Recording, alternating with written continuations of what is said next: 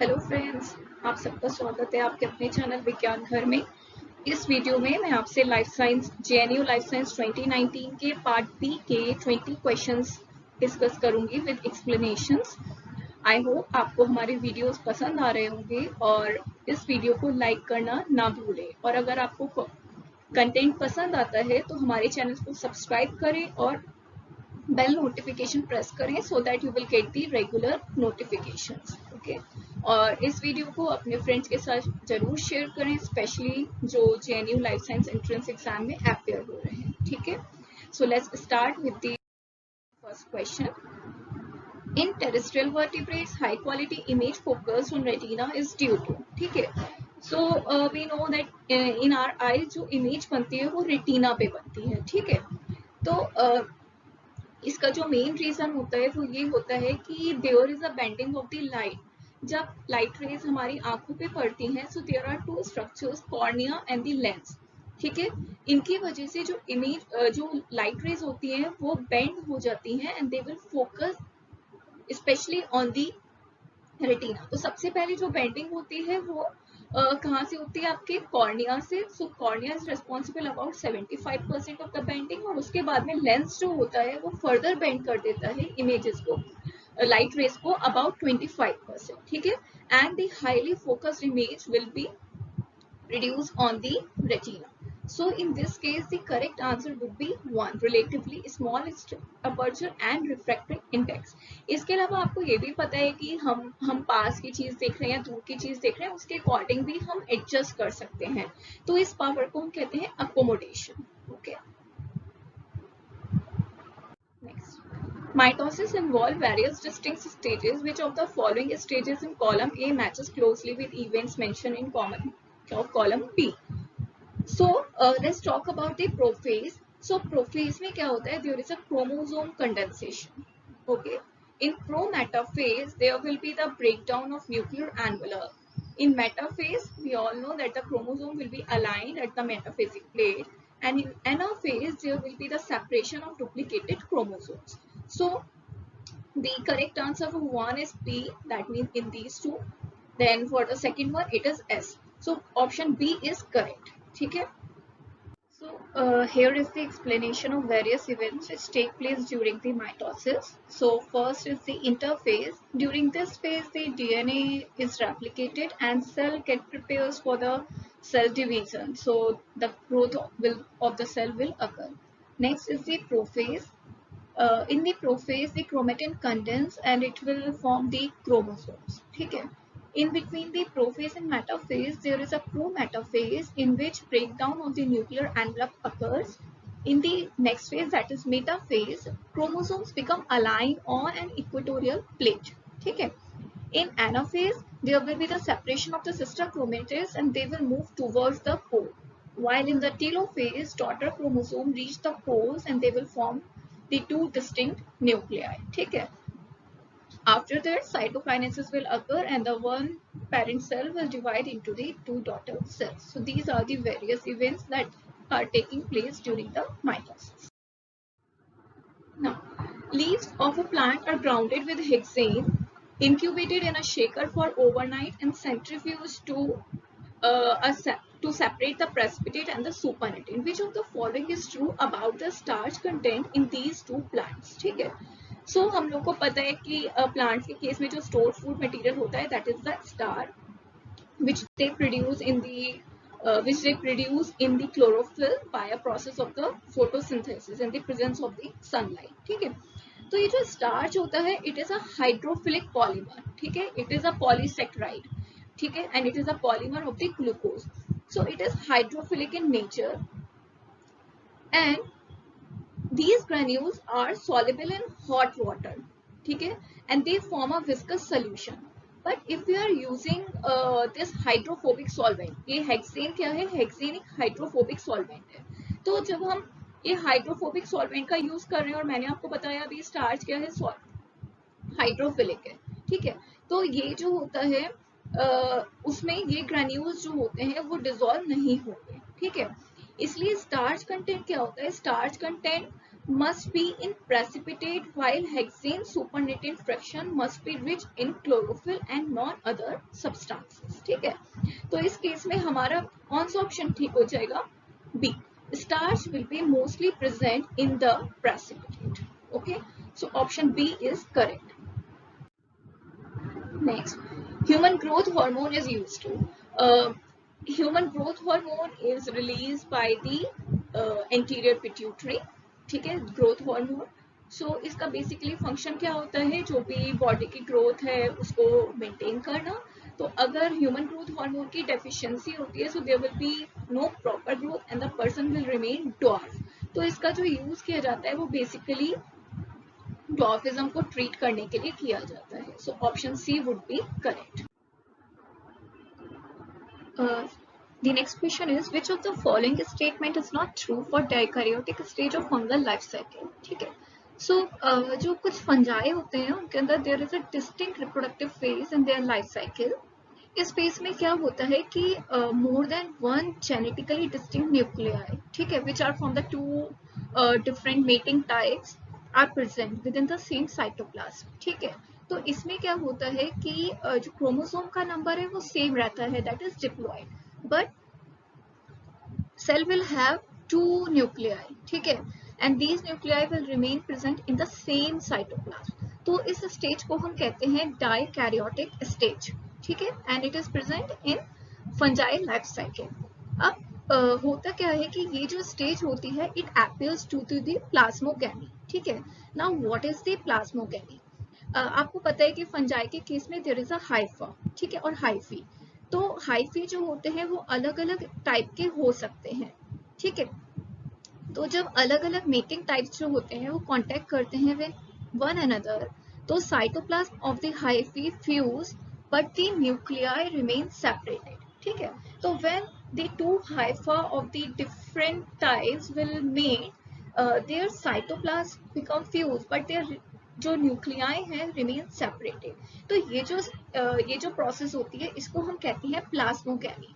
और इसी प्लाज्मोगैमी के थ्रू जो होती है वो एक सेल डेवलप होती है जिसको हम कहते हैं डाइकैरियोन. ठीक है, so in this question the option A, B and C all three are correct, but option D is wrong. ठीक है, and you should also remember that the beginning of meiosis is the end of the dikaryon stage. तो मतलब जैसे ही meiosis begin होगी वैसे ही dikaryon stage जो है उसका end हो जाएगा. ठीक, तो इस केस में आपका option D is correct.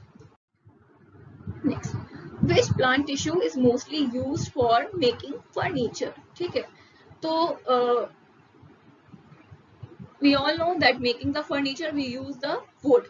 ठीक है, और वुड क्या होता है? Wood is the natural component of the trees. ठीक है, अब जो भी ग्रोथ होती है आपके प्लांट ट्रंक की, it is controlled by the specialised part of the plants. ठीक है, सबसे पहले किससे मीडिएटेड होती है? शूट से, that is the apical meristem which is located on the top of the tree and responsible for upward primary growth.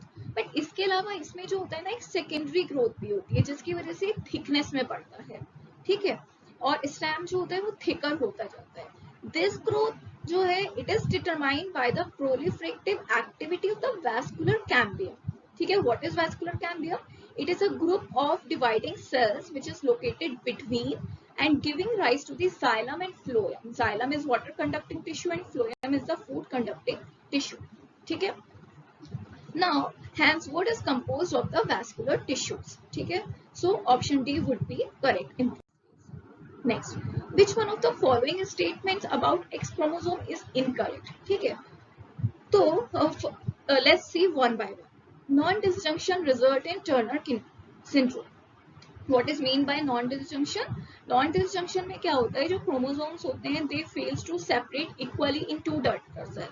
तो क्या होता है? एक सेल में ज्यादा क्रोमोसोम चले जाते हैं और एक में कम रह जाते हैं. ठीक है, तो टर्नर सिंड्रोम में हम सभी को पता है क्या होता है? XO सिचुएशन होती है. ठीक है, तो यहाँ पे आपका क्या होगा? XO हो जाएगा.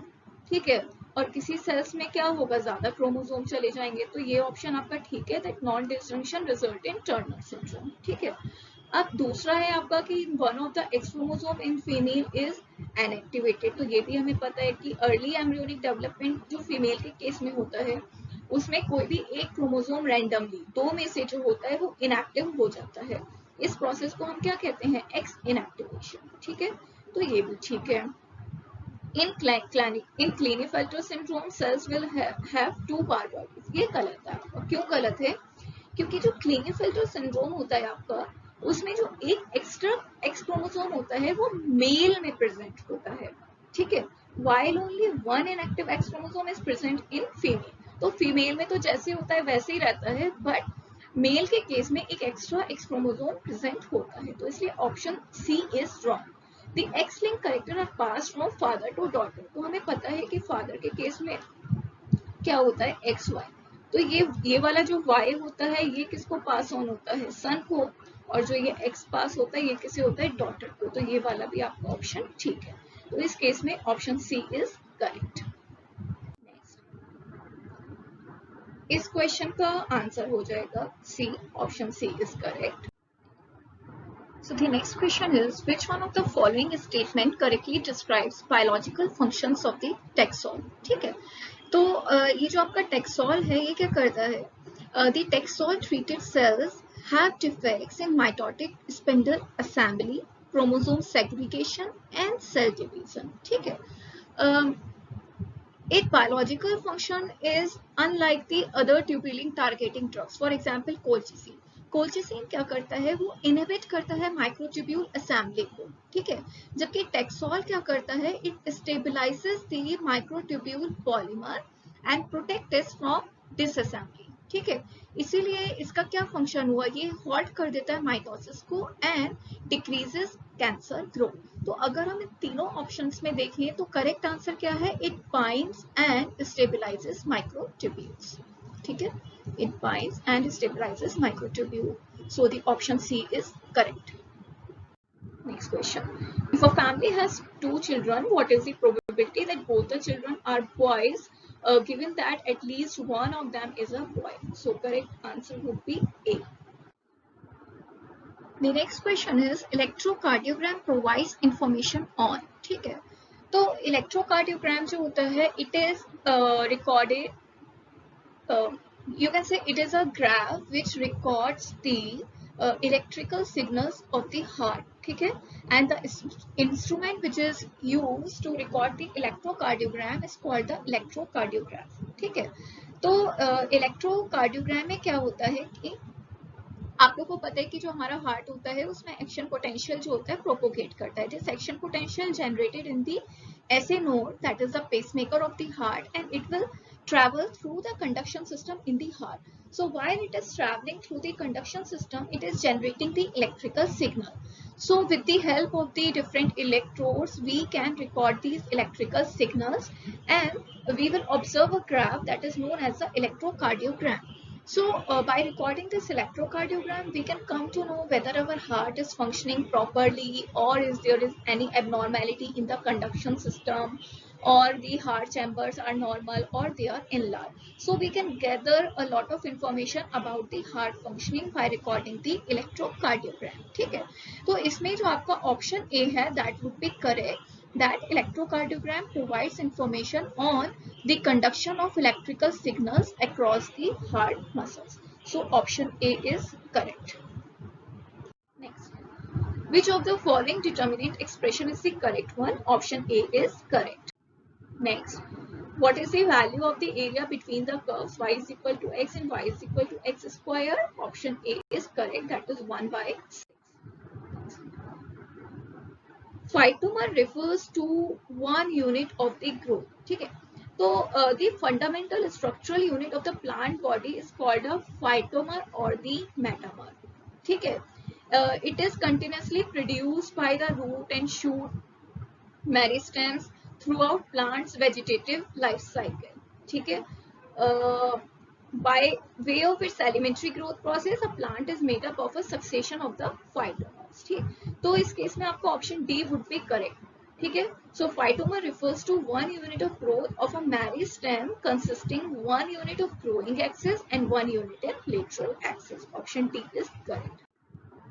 Next, which one of the following neurotransmitters from the photoreceptor facilitate dark vision in humans? ठीक है, तो ये आपने पहली वीडियो में भी देखा होगा कि जो फोटोरिसेप्टर्स के केस में होता है that is glutamate neurotransmitter is used. ठीक है, तो डार्कनेस के केस में क्या होता है, जब डार्क होता है तो रॉड एंड कोन फोटोरिसेप्टर्स जो होते हैं इसमें cyclic GMP gated sodium channels open हो जाती हैं। जब ये ओपन हो जाएंगी तो sodium inflow will start and there will be depolarisation. ठीक है, जैसे ही डीपोलराइजेशन होगा ग्लूटामेट ट्रांसमीटर जो न्यूरोट्रांसमीटर जो है वो रिलीज हो जाएगा साइनेप्टिक टर्मिनल्स में and it will inhibit the bipolar cells because glutamate is an inhibitory neurotransmitter. ठीक है, so once the glutamate will be released, it will cause the inhibition of the bipolar cells. So option B is correct. That is the glutamate. Next, the answer for this would be A. Option A is correct. ठीक है, अब आपका ये question आया हुआ था इस paper में, a ball is drawn from the top of a building of 100 meter high and at the same time another ball is projected vertically upward from the ground with velocity of 25 meter per second given g is equal to 9.8 meter per second square. Which one of the following answer is correct? ठीक है, तो इस question के case में आपका कोई भी option correct नहीं है। ठीक है, तो इस तरह के क्वेश्चंस में क्या होता है कि अगर आप कोई भी आंसर टिक करके आए हो तो इस तरह के क्वेश्चन में सारे बच्चों को मार्क्स दिए जाते हैं। ठीक है, या फिर ये आंसर या फिर ये क्वेश्चन ही कैंसिल हो जाता है, इसके मार्क्स कंसीडर नहीं किए जाते हैं। ठीक है, next question, how many centromeres will be present after the first round of the meiosis? ठीक है, तो आप देखोगे कि जब भी meiosis one first round of meiosis one complete होता है तो उसके बाद में each daughter cells contain the x chromosome. ठीक है, ठीक, तो ये एनाफेज तक है। यहाँ पे जब आपका टीलोफेज होगा तो ये दो डॉटर सेल में डिवाइड हो जाएंगी और हर डॉटर सेल जो है वो कंटेन करेगी n नंबर ऑफ क्रोमोसोम्स। ठीक है, which will having the sister chromatids which will attach to common centromere. ठीक है, तो अगर इसमें n क्रोमोसोम है तो सेंट्रोमेयर और हर जो क्रोमोसोम है वो किससे अटैच है, एक सेंट्रोमेयर से। ठीक, तो आपका क्रोमोसोम सेंट्रोमेयर भी कितने रह जाएंगे, 7 रह जाएंगे ना, हाफ। ठीक है, तो इसलिए जो नंबर ऑफ सेंट्रोमेयर है would be 7. So option A is correct in this case. Okay, so these were the questions from the part B of the 2019 question paper. We have already discussed the 20 questions of part B in our previous video. So by the evening you will get the another video in which we will discuss the next 20 questions of the 2019. ठीक है, सो आप लोग ये video जरूर देखिए क्योंकि JNU का जो पेपर है that is tomorrow life sciences का, और जेएनयू में वो है trend that there will be repetition of the some questions and there are few sections in which definitely there will be some questions asked. ठीक है, तो आप ये वीडियो जरूर देखिए, इनसे आपको डेफिनेटली कल के पेपर में बहुत बेनिफिट मिलेगा। अगर आपको कोई भी टॉपिक क्लियर नहीं है या किसी भी क्वेश्चन में कोई कंफ्यूजन है तो आप हमें मैसेज कमेंट सेक्शन में ड्रॉप कर सकते हैं या फिर आप हमें हमारी ईमेल आईडी पे भेज सकते हैं vigyanghar@gmail.com। अगर आपने वीडियो को अभी तक लाइक नहीं किया है तो प्लीज वीडियो को लाइक कर दें, और अगर आपको हमारा कंटेंट पसंद आ रहा हो तो आप हमारे चैनल को सब्सक्राइब करना ना भूलें। हम इसी तरह आपको रेलेवेंट मटेरियल प्रोवाइड करते रहेंगे with appropriate explanation. Okay, thank you for watching the video.